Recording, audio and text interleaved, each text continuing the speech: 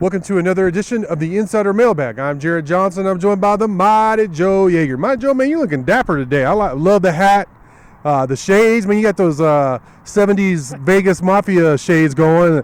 The watch, all of it, man. You're rocking it today. Well, thank you very much, man. I actually had to clean up my hat because I wore this thing to the sprint car races the last time I wore it, dirt track racing. And you've been there with me. Oh, yeah, and when they get going and that mud gets to flying, it was all over my hat, so I had to polish it up a little bit to be presentable for the mailbag here. Well, it's got a lot of character. Speaking of character, we have some great questions from the characters on the board this week, starting with TTU in Colorado, who wants to know, out of the now 8 new additions, which is crazy, to our conference, what new location are you most stoked about going to and covering Tech? Do you know any of the other 24/7 folks for the new teams? Yeah, I met some of them at Big 12 Media Day. We had a big dinner there right by Jerry World, and it was cool. Nice guys. They're really excited to be a part of the Big 12, and there's some nice sites. The Cincinnati site's about the size of ours, so it's a pretty good size website there. And we've been doing some sharing contacts and all that stuff like that, so it'll be great to work with those guys. But what location do you want to go to, my Joe? Yeah, you and I have both been there, actually. Tucson. Yeah. I think that's the place. Tucson reminds me of kind of a bigger Lubbock with some mountains around it a little bit, but same sort of laid-back vibe, which I really like. And I can tell you right now, after coming out of Phoenix and Tempe, it was heaven on earth. Hey, I hope the Arizona State people, I love Tempe and everything, but hey, man, Tucson is, I really dig Tucson. That time in Tempe was terrible, the Kalen Ballage game where he scored 20 touchdowns or something in one game, and it was so hot. It was a record high for there. Yeah. For hell. It was a record high in it, basically. But last time I went to Phoenix, I had a blast, actually, just on vacation with a buddy, and we had a lot of fun. It's a cool town, so you could definitely find some trouble if you're looking for it in Tempe. I hesitate to answer this, but I'm going to go ahead and do it. Jay Luke Raid wants a Micah Hudson update. The update is the same. I still feel very good. He visited a couple times in July. The Red Raiders feel like they're in a very good spot with him, and I agree. I believe he's going to be a Red Raider, but we'll have to see how the rest of his recruitment plays out. All right, Tech Red 02 says, we can agree Colorado, Missouri, and Nebraska have had significant falls since changing conferences. I think Missouri actually made it to the SEC championship game once or twice early on, but you're right. They're not the same as they were. He said, which of the new additions do you see having a similar fate by joining the Big 12? I'm going to go Houston. I think a lot of people think the Cougars are going to have this big recruiting resurgence, and maybe they will because of joining Big 12, but all the drama with Dana Holgorsen seems a little troubling. I don't know if they have the rabid fan base that we see like at Iowa State or Tech or Kansas State or Arizona, those kind of schools, Utah, BYU. I mean, you're talking about rabid, West Virginia, you're talking about rabid fan bases, and I don't know if Houston's ready for the show yet, and I think it's going to take them a while, if they actually do, to get to that level in football, but we'll have to see, Joe. Yeah, I agree completely, and focusing on the recruiting aspect of it, I think these out of Texas, that is, new schools that have joined the Big 12, their recruitment could improve somewhat because they're going to have presumably better access to the wealth of talent in the state of Texas. Yeah. That's not the case for Houston. They've already got that access. Right. The access that they've got is what they're going to get. That's not going to improve for them. The only thing that's going to improve is the competition. Yeah. So I mean, I think what it comes down to is man, you got to have the right coach to be successful in this sort of a conference. So, I mean, if Holgorsen is not the guy, they're going to have to find the right guy if they're going to make any sort of an impact in the Big 12. And I don't remember the exact financial agreement, but his contract, but let's just say they're heavily invested in Dana. So we'll have to see how that works out, what the buyout is and all of that. And that's assuming he doesn't do well. Maybe he does. Maybe they have a great first season in the Big 12 and they take off from there. But that would be my first choice. That's my first thought. Tech Freak wants to know about any camp standouts, any preferred walk-ons making a noise. One guy I really want to mention is Blake Burris, and he really stood out to me in spring ball. And I think I said something to this effect back then, but a year ago in camp, I was like, why is this guy even here? He was just getting pushed around. Man, Coach Fitch was all up in his grill. He couldn't get through a drill, and now he's not just doing what he's supposed to. He's actually made an impact. He was good in the spring game.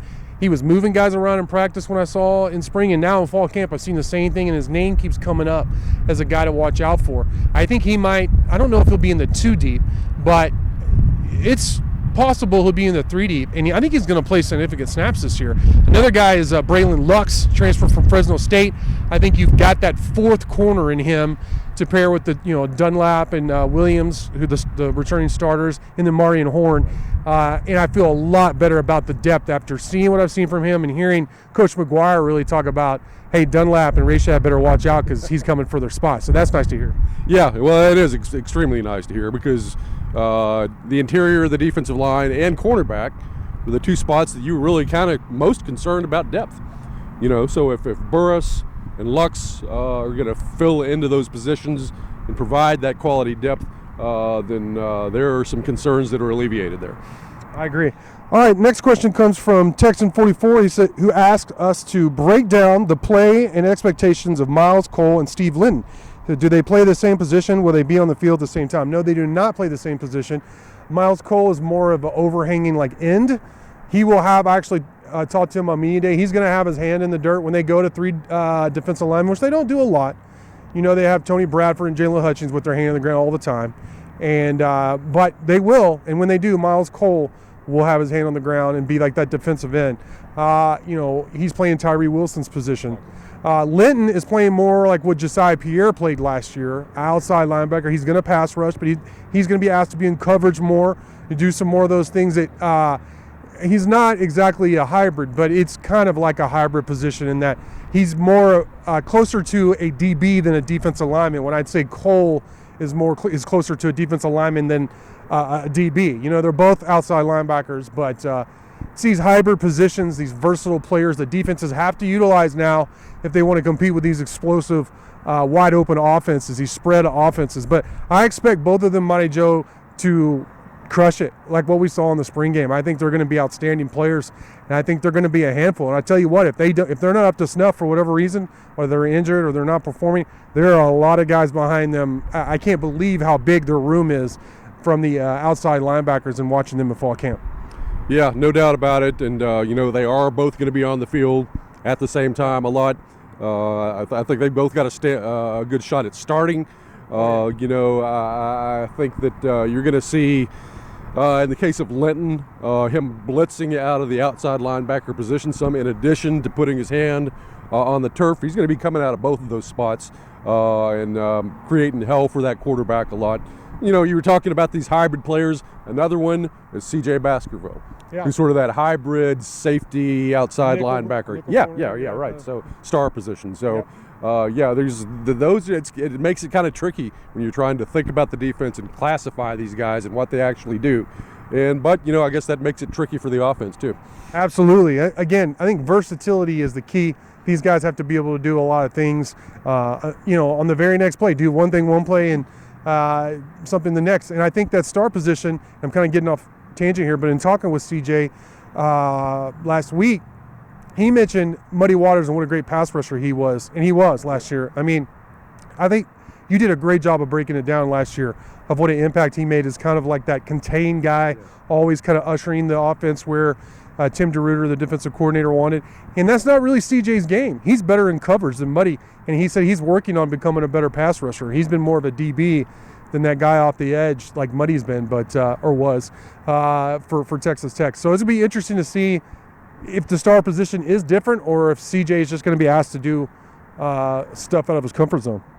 All right, Denny asks, any chance we get a finished basketball schedule this month? What do you think, Mike Joe? When do we normally get it? Yeah, last year it was August 12th when it was announced. So, and from my source on this, probably don't expect it necessarily on or around the 12th, but it makes it sound like to me that by the end of the month, I think there's a good chance we're going to see the final product. All right.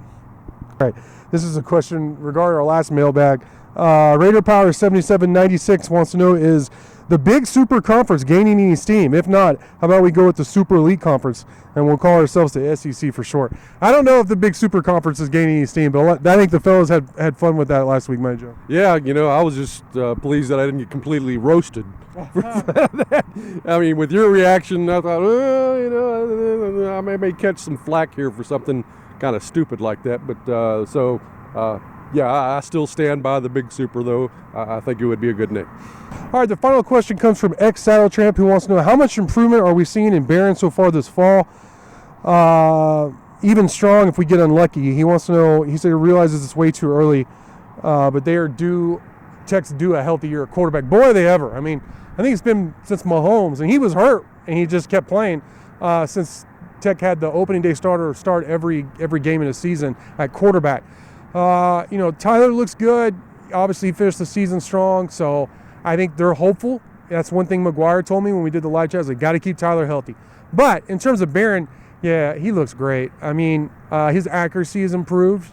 Now, this isn't a live situation that I've seen him at this offseason, but comparing the previous spring to last spring, previous fall camp to this fall camp, he's noticeably bigger. He's filling out in good weight, which is good in terms of him staying healthy moving forward. And just his level of accuracy is so much better. I mean, you just don't see a ball hit the ground with him anymore. And he used to have that occasional, like, what was that? And I just haven't seen that. Now, if he gets in, real game action, you have a rush coming at you, all the adrenaline, who knows? But because he's one of those guys who gets hype, you can just tell it. But he's a team leader. So many random guys on both sides of the ball I've mentioned, they love Barron Morton. They just, what a cool dude he is, what a fun guy he is to be around. I'm very excited about his future. I think he's firmly a Red Raider, and whenever he gets the ball, look out. Whenever it's his turn. Well, man, that's great to hear. With Tyler Shuck, in the past, there have been injury issues, and God willing, all that is behind him. The guy, just like Saddle Tramp says, due for an injury-free year at quarterback. Yeah. Hope that's this year. If it happens, could be a very special season. But if the worst does happen, I think with Barron Morton, you're in about as good hands as you could possibly be in terms of a second-string quarterback. Yeah, and to answer your question about Jake, I haven't seen him again in a live situation. He's a true freshman. He was here in the spring. Very experienced player, 3-year starter on varsity in a similar offense to Texas Tech. Very prolific, big arm. He can make throws that kind of like, wow, I can't believe he tried that. And if the receiver just caught it, it would have worked, So he has a lot of potential, but I don't know if he's ready as a true freshman to be thrown out there, especially God forbid if it's early in the season. But I like Jake Strong. I think he's the future's bright at quarterback. You got Will Hammond committed, who's going to sign. He's going to be coming in the program. So I really like where the Red Raiders are at quarterback right now. But Mighty Joe, great stuff from you as always. Thank y'all for watching, and until next time.